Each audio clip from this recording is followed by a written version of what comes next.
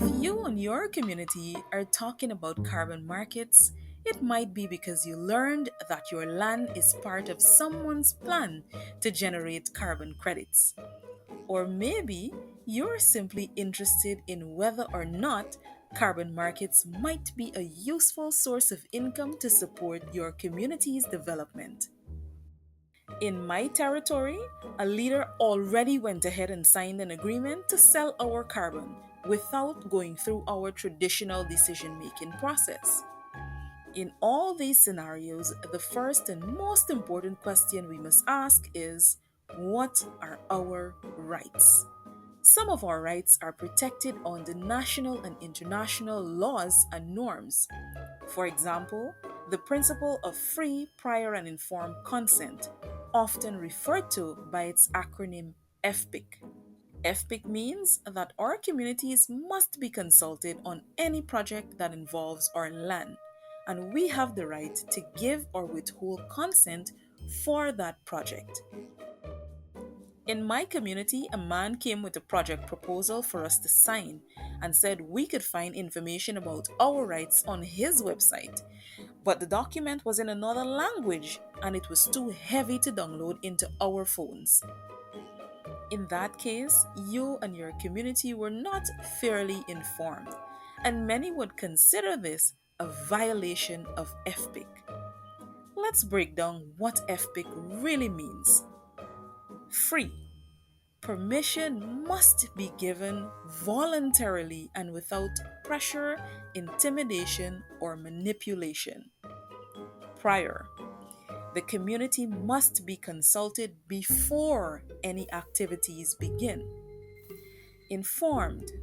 Information should be truthful and transparent in an easily accessible and culturally appropriate format and in a language that the entire community understands.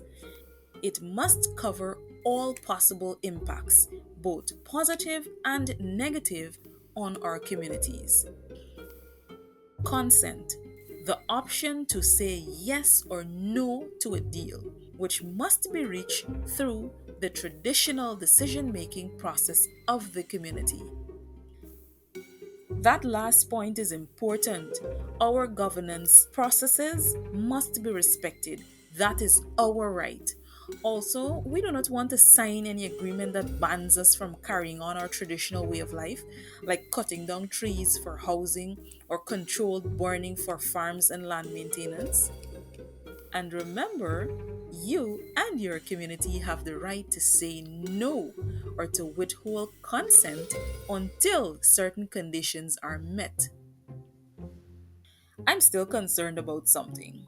You say we must be consulted when the project concerns our land.